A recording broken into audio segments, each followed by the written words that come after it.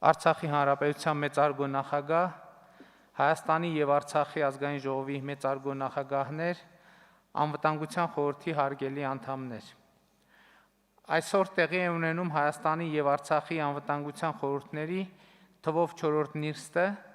եւ սա այլևս հաստատված մի ձևաչափ է, որտեղ քննարկվում են Հայաստանի եւ Արցախի անվտանգության օրակարգի ամենատարբեր հարցեր։ Այսօրվա նիստը պայմանավորված է նրանով, որ Արցախում ձևավորվել է նոր իշխանություն, անվտանգության նոր խորհուրդ է ձևավորվել եւ մենք կարեւոր ենք համարում, որ Արցախի մեր գործընկերները հնարավորինս արագ ներգրավվեն այս աշխատանքներում։ Նախ թույլ տվեք Արցախի անվտանգության խորհրդի բոլոր անդամներին շնորհավորել նշանակման կապակցությամբ, Հայաստանի անվտանգության խորհուրդը նույնպես նոր անդամներ ունի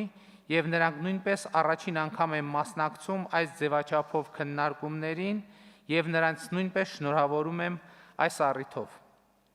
Այս համատեղ նիստի ընթացքում կարևոր եմ համարում մի քանի դիտարկումներ կատարել հարցերի 3 խմբի առնչությամբ, որոնք ես պայմանականորեն կսահմանեի որպես բանակցային գործընթացին Արցախի մասնակցության, բանակցությունների բովանդակային հատվածի հանդեպ մեր մոտեցումների եւ խաղաղ գործընթացի միջավայրի հարցեր։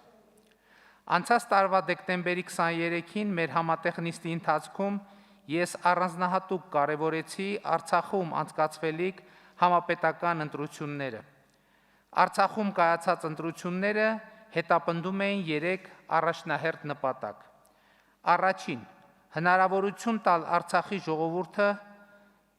մարդու իրավունքների իրանցմամբ ընտրել այն իշխանություններին, որոնք կկազմակերպեն երկրի քաղաքական եւ հասարակական կյանքը։ Երկրորդ, հնարավորություն տալ Արցախի ժողովրդին ընտրել այն իշխանություններին, որոնք պետք է ապահովեն իր անվտանգությունը։ Հայաստանի Հանրապետությունը իհարկե կշարունակի աջակցել Արցախի իշխանություններին, Արցախի բնակչությանը պաշտպանելու իրենց հանձնառության մեջ, շարունակելով լինել Արցախի անվտանգության երաշխավորը։ Երրորդ, Արցախի ժողովուրդը նախագահական եւ խորհրդարանական ընտրությունների արդյունքում պետք է մանդատ տար իր իշխանություններին ներկայացնելու Արցախը նաեւ բանակցային սեղանին։ Այժմ, երբ ընտրություններն ավարտվել են, իսկ իշխանությունները ձևավորվել, պետք է փաստել, որ այս 3 նպատակները լավագույնս կատարվել են։ Մրցակցային եւ ժողովրդավարական ընտրությունների արդյունքում Արցախն ունի իշխանություն, որն արտահայտում է քաղաքական բարեփոխումների, տնտեսական եւ յենթակառուցվածքային զարգացման արցախցիների ձգտումները։ Ընտրությունների եւ դրան հետեւած իշխանությունների կազմավորման արդյունքում Արցախում տեղի ունեցավ քաղաքական ուժերի համերաշխության եւ համախմբման կարևորագույն գործընթաց, ինչը վստահ եմ առավել ամրապնդեց Արցախի անվտանգությունը։ Վերջապես ընտրություններն ընդգծեցին Արցախի ժողովրդի եւ նրա կողմից ընտրված իշխանության դերը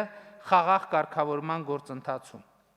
Ակնհայտ է, որ առանց Արցախի իշխանությունների լիարժեք ներգրավման բանակցային գործընթացում չի կարող լինել էական առաջընթաց, քանի որ յուրաքանչյուր առաջընթացի համար անհրաժեշտ են կարևորագույն պայմանավորվածությունների ձեռքբերման եւ իրացման կարողություն եւ այստեղ է, որ Արցախի իշխանությունների ստացած ժողովրդական մանդատը անփոխարինելի է։ Արցախի իշխանությունների ներգրավումը բանակցությունների բովանդակային հարցերում օբյեկտիվ անհրաժեշտություն է, որից խուսափելը առավել կձգձգի առանց այն էլ ձգձգված հակամարտությունը։ Ակնհայտ է, որ հակամարտության կողմերը ունեն իրարամերժ դիրքորոշումներ առանցքային մի շարք հարցերում եւ եթե անկեղծ լինենք, ապա շատ ավելի հեշտ է ասել, որ հարցերում համաձայն չենք Ադրբեջանի հետ,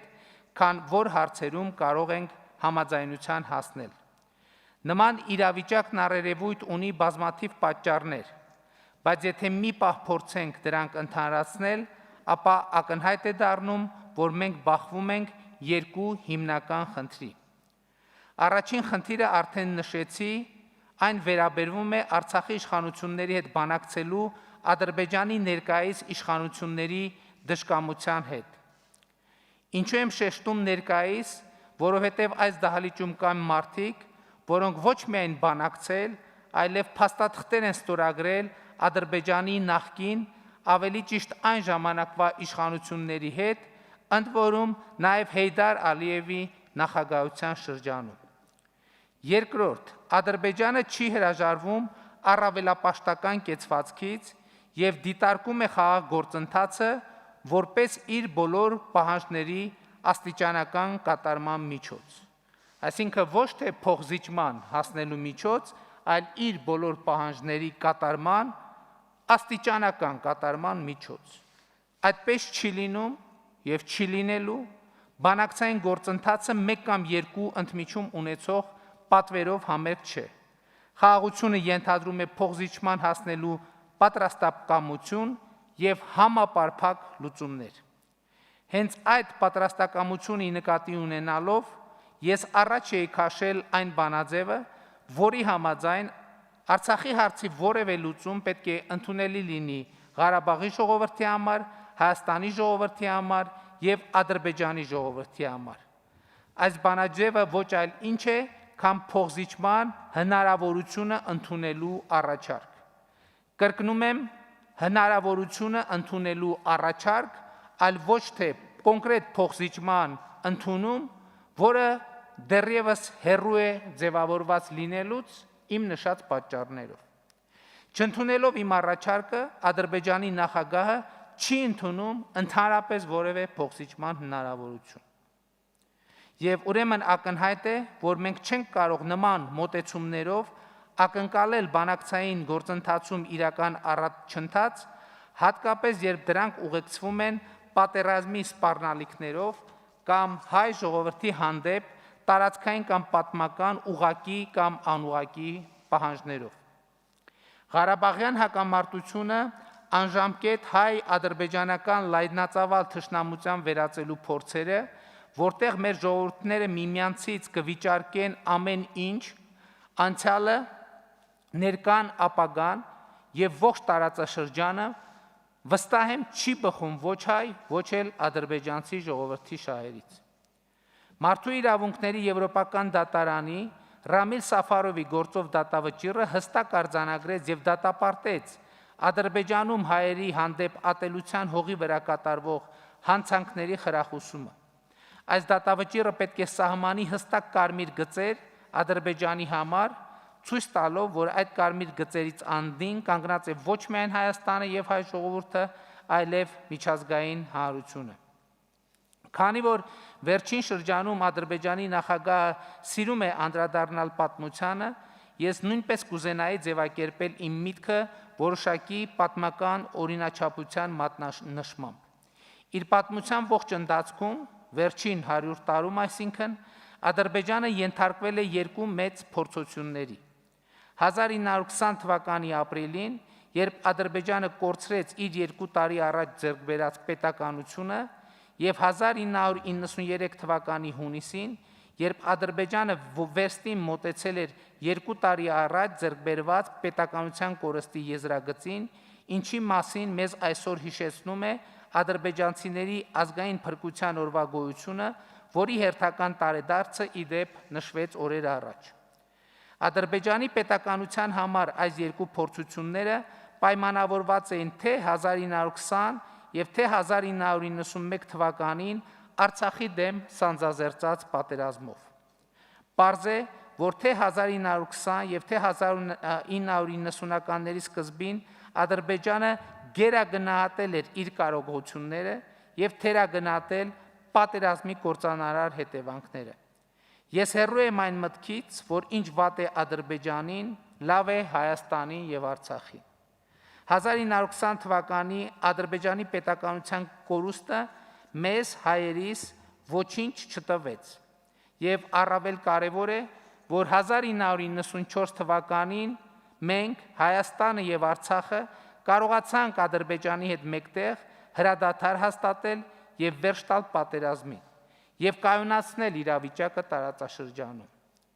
Հայաստանի և Արցախի միասնական անվտանգության համակարգը առավել քան պատրաստ է պաշտպանելու հայ ժողովրդի անվտանգությունը մեր հայրենիքի յուրաքանչյուր հատվածում։ Ուժի կիրառումը անհետևանք չի մնա եւ դրան մշտապես կտրվի առավել քան համարժեք պատասխան թե ռազմական, թե քաղաքական հարթություններում։ Սա հասկանում է նաեւ Ադրբեջանի նախագահ Իլհամ Ալիևը, որը ըստ էության ինքն իրեն դրել է փակուղու մեջ։ Ավելի քան 15 տարի նա սեփական ժողովրդին խոստացել է ռազմական ճանապարհով լուծել Ղարաբաղի հարցը, այս վերնակրի ներքո միլիարդավոր դոլարներ են ծախսվել, որոնք շատ հաճախ ուղղակի փողերի լվացման տպավորություն են գործում, որոնք ի վերջո հանգրվանում են օֆշորային գոտիների հայտնի մարդկանց պատկանող հաշիվներին։ Ու հիմա